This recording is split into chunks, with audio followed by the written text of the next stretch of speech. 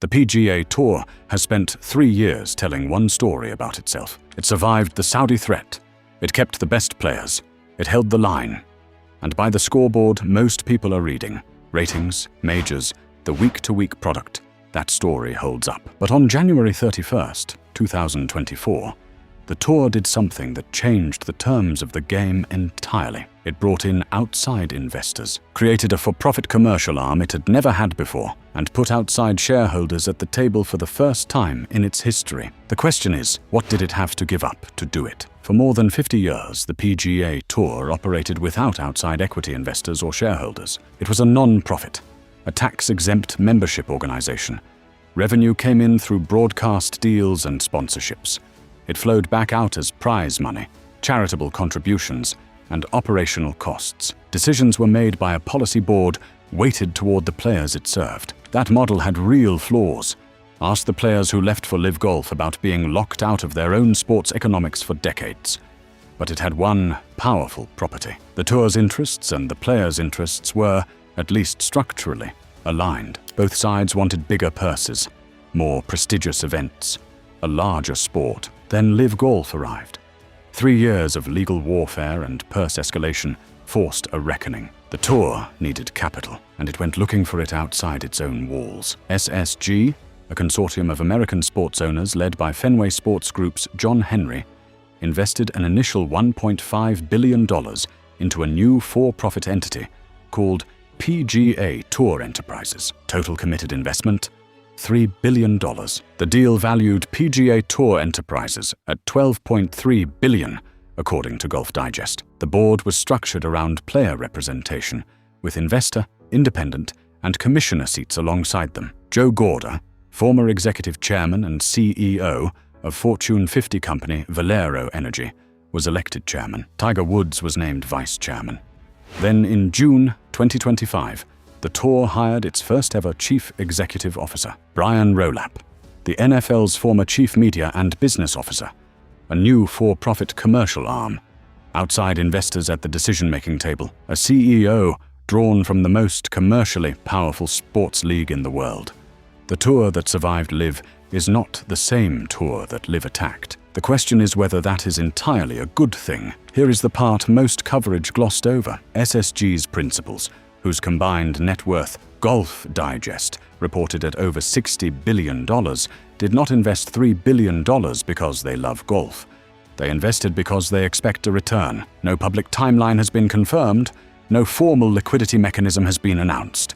But the expectation is implicit in the nature of the investment itself. And that expectation is new territory for a Tour that never had to think this way before. These are people who know how to build franchise value. Their portfolio spans the Boston Red Sox, the Atlanta Falcons, the New York Mets, the Boston Celtics, the Chicago Cubs, and Liverpool Football Club. They know media rights cycles. They know how to monetize scarcity. That last point matters. At the Players' Championship in March 2026, Rowlap outlined a new competitive model: reduced field sizes, promotion and relegation, a more concentrated postseason, a season running late January to early September. The stated aim: make elite events feel special by making them rare. That is franchise logic. It is how the NFL became the NFL. But golf is not the NFL. It has never had franchise cities, gated rosters, or scarcity as an organizing principle. The early signals suggest a shift toward exactly those models. What the Tour gains is capital and strategic infrastructure it never had. What it gives up is something harder to quantify, some degree of the freedom to make decisions unconstrained by investor returns. That trade may be worth it, but it needs to be named for what it is. The PGA Tour's media rights deal, approximately $700 million per year, running through 2030, is the single most important commercial asset it owns. And Rowlap, speaking on CNBC in March 2026, was direct about the stakes. The next rights cycle is the moment that defines what PGA Tour Enterprises actually becomes. The US sports rights market is roughly $30 billion annually.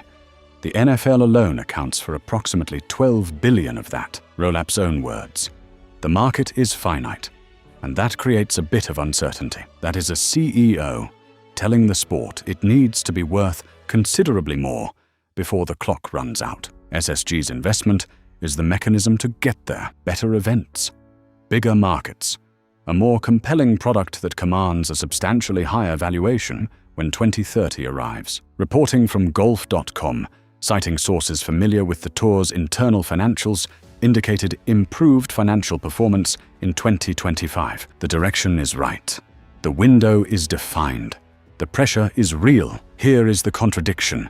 The deal leaves unresolved. PGA Tour Enterprises was built, partly, to give players ownership of their own sport. Nearly 200 players with access to over $1.5 billion in equity, distributed via grants of $100 million annually through 2030. It is the most ambitious attempt in the sport's history to align player and institutional interests. But those grants are not immediately liquid.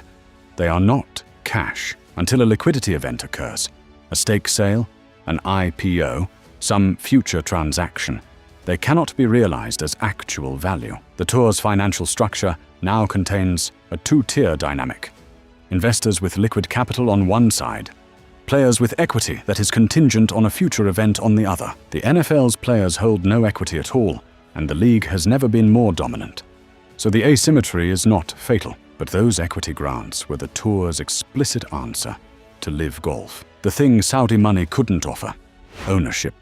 If that ownership stays illiquid long enough, the argument starts to erode. Rolap said in March 2026 he expects answers from the board by June. He also told the room the process was more complicated than he anticipated. The deal was designed to change golf. Whether it changes it in the way the sport needs depends on whether investors expecting a return and players expecting ownership can agree on what change actually looks like. So what does $3 billion actually change?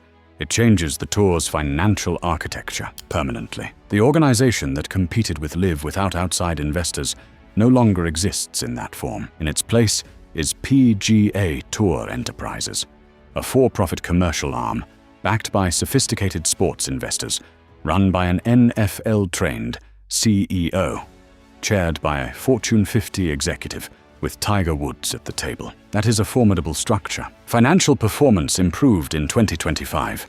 Television is recovering. The stars on the leaderboard are the best in the world. But the deal put a clock on everything. The next media rights cycle arrives before 2030. The NFL will demand a larger share of a finite market. Player equity will need to become real money eventually. And the Saudi PIF question, whether it ever gets its seat at the table, remains the largest unresolved variable in the sport. Golf has never had $3 billion behind a strategic plan before. Whether that is enough depends on what the plan is actually for.